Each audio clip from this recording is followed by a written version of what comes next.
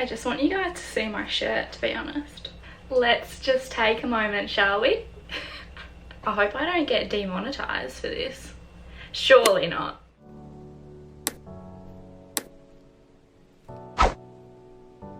Hi guys, my name's Moriah and welcome back to my YouTube channel. So this is actually a video that I've been wanting to do for quite some time. I didn't feel like I knew enough about plants in general because I'm still such a noob. But it has been a year now that I have been a part of the houseplant community, and I thought that it was time that I brought you a video of my plants. I would like to do a houseplant tour at some stage, but I thought I would start off with doing my top 5 like starter / easy care plants. They're behind me. As you can see, I have had them for a while now, and they're definitely super easy to look after, and if I can do it, you guys can bloody do it too. We will jump straight into my top 5 easy care beginner plants. First off, I would like to share with you guys my Devil's Ivy or Pothos. I have had this for ages. It was one of my first purchases. It was obviously so tiny when I got it. It has grown like crazy, as you guys can see. It's amazing. It's so easy to look after. Its care tips was indoor well lit. It definitely can tolerate low light. Mine actually sits on the bottom of a shelf, so it doesn't get much light at all, and it's still grown like crazy. It's super happy. I have noticed that the leaves have started to revert back to green up the top here. If you guys can see, there's quite a few green leaves up there. I think that is because of the low light situation. If I did put it back where it would receive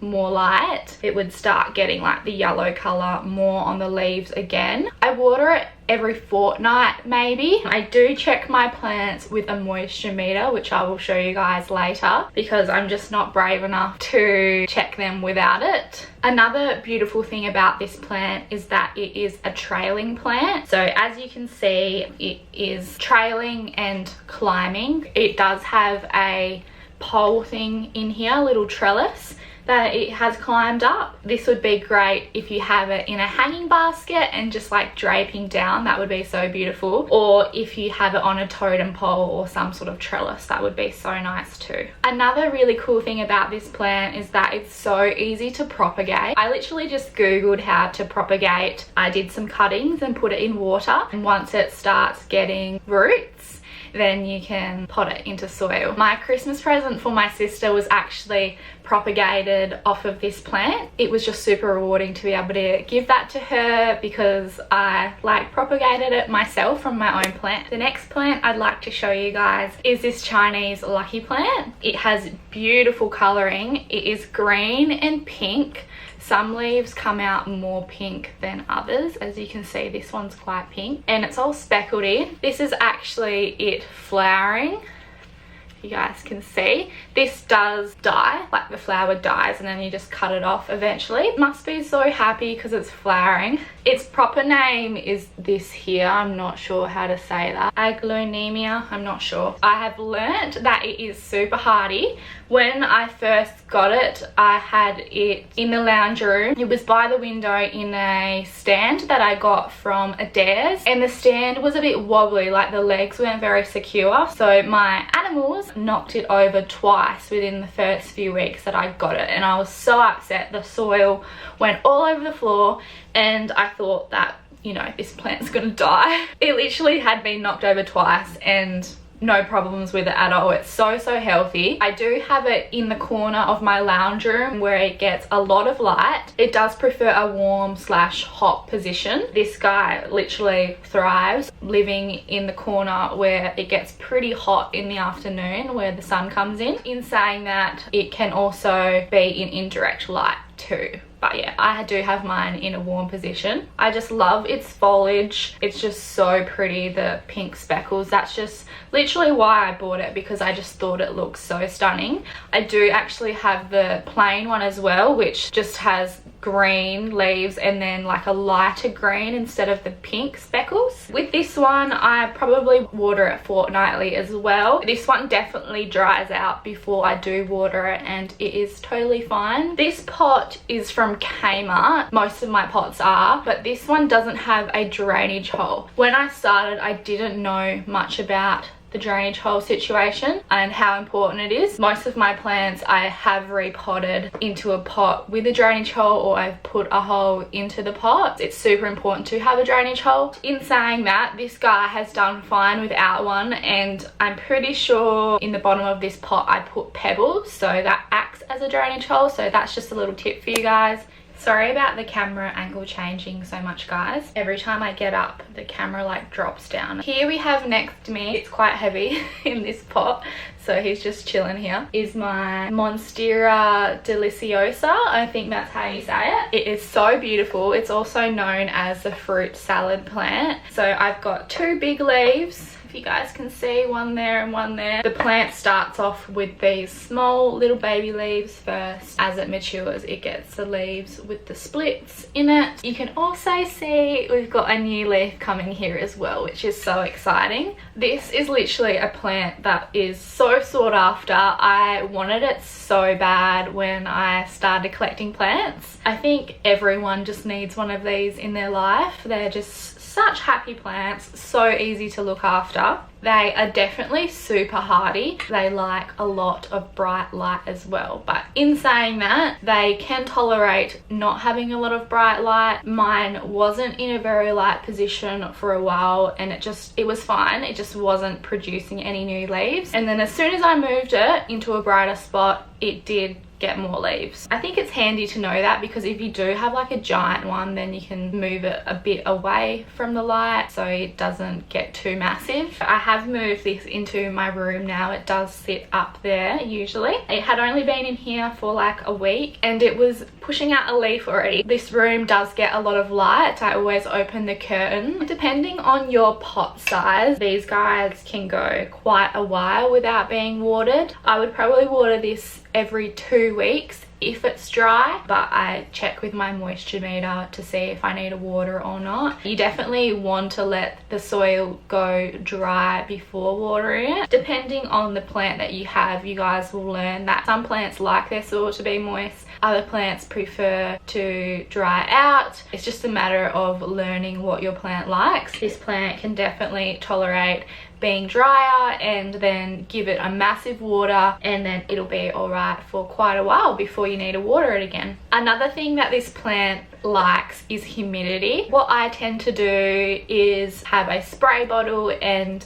in the morning when I get up, all of my plants that like humidity, I just spray them with water. And another tip is that most plants don't like tap water, especially calatheas. They don't like tap water, so I boil water and then let it cool off, and then I put it in my spray bottle and I use that to spray my plants. This guy's not fussy. I just use normal water on him. Every now and then I'll spray this guy because he's in my bedroom, so I don't spray him every day. Yeah, I spray him every now and then just to get the humidity back into the plant. Another thing that you will notice with this plant is that it gets aerial roots. This one does have a small one. They are big brown roots. It uses the roots to help balance it as it gets bigger, because these plants can get huge. I have a massive one by my door and the aerial roots are just like out of the pot, like going crazy. It is important to leave the aerial roots there so the plant can balance as it gets bigger. Even though they don't look that nice, they do have a purpose. So here we have my Burgundy rubber plant, also known as a Ficus plant. Due to its name, the leaves look very rubbery and they're very shiny as well. This dude does get quite dusty, so I wipe his leaves every time I water him. The dusting is very important to do on your plants, because once you get a dust build-up, the plants can't breathe properly. In a sense, they I don't even know how to say that. Photosynthesize. They create photosynthesis.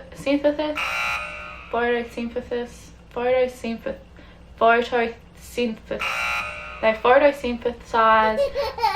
Yeah. So this guy tolerates low lights. Perfect for the office or perfect for a room that doesn't get much light. I have this guy sitting next to my TV, so he's on the ground sitting next to my TV. He doesn't get much light at all, and he still really thrives. Like, he's got new shoots coming here, and there's a little shoot here as well. He really is not fussy and just chills. He's in quite a big pot again. I don't need to water often at all. He does tolerate getting dry, so yeah, I just water when he's dry. He does like a cool temperature. He's out of the sun, he's next to the TV and just below the aircon as well. Not a lot of plants can tolerate being so close to the aircon. This rubber plant, he is totally fine. He is very hardy. So I know I'm saying these are all easy to care for, but I'm literally not joking. Like, they're all so easy. But if there is any plant that you want to take away from this and try out first, then I'm gonna 100% recommend this homie. He's super big. He won't even fit in the frame. Like, he's so tall. This plant is called a snake plant or a Sansevieria. It is literally known as the unkillable plant. So that just says it all, doesn't it? This guy is so easy to care for. I can't even tell you how easy. I probably water him once a month. Yeah, maybe once a month. Just when the soil's dry. It can tolerate being dry as well, so you don't have to stress. Like, he's not gonna die. These snake plants can tolerate low light as well. If you have a spot where you just want it to look a bit cute, you want a bit of greenery there's not gonna be much light, this guy is gonna be your best friend. He's not gonna let you down. It was honestly so hard to pick 5 because I feel like there is other ones that I could show you guys as well, but these ones are all so easy to look after. You can't go wrong if you pick any of them. I just wanted to share a few tips with you as well. I think I might have touched on a few of these throughout the video. The moisture meter. You can pick up one of these from Bunnings or online. It has a dry, moist and wet, so you're gonna want to stick this into your soil. I like to go at least that much down. Leave it in there for at least 30 seconds so you can get an accurate reading, because as soon as you put it in there, it might drop down or either go higher up to wet. As a general rule, if the plant is in the red zone and is dry, then you're gonna want to water it. So that would be my tip number 1. It's super easy to randomly just have so many plants once you start, because you just get addicted and then you just have so many plants. It's really important to check your plants regularly. Just look under the leaves and in between the stems to make sure that there's no infestations, because you want to treat that so quickly as soon as there is bugs, because they can spread from plant to plant, and then all of a sudden you've got so many plants that you need to treat and it's quite stressful. So do make sure that you check your plants regularly. I touched on this one earlier as well. Humidity. For starters, it should tell you on your tag if your plant likes humidity, and then you can spray your plants in the morning before you go to work, and that will provide humidity for your plant.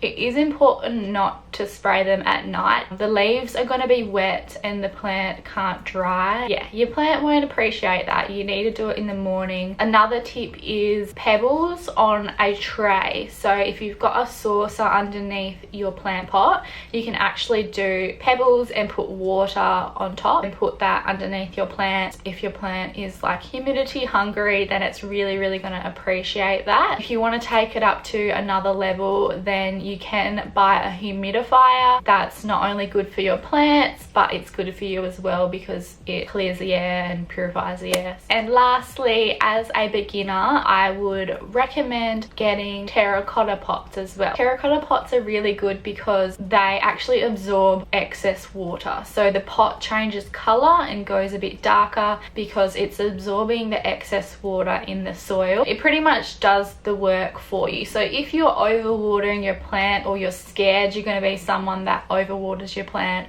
then you should definitely start off with terracotta pots. It's just really helpful. When I go to do my watering, I always know that I'm gonna have to water the plants that are in terracotta pot. The soil's definitely going to be dried out because the terracotta has soaked all the water up. So that comes to the end of my video, guys. I do hope that you have enjoyed this one and hopefully learned something as well. Feel free to chat with me down below and let me know what your favorite plant was. If you do have any other questions or there was something that I missed, then feel free to ask down below as well. I'm so happy that I was able to make this video for you and finally get a plant video out there, because I'm just so obsessed with plants. The plant community is so lovely. There is a page on Facebook which is I call it the Sipper group. I'm not sure if that's how you say it, but it's CIPPA. It's Crazy Indoor Plant People Australia. So that's an awesome group to follow if you're starting out, and there's so much inspiration there. And I do also have a plant Instagram as well, so I'll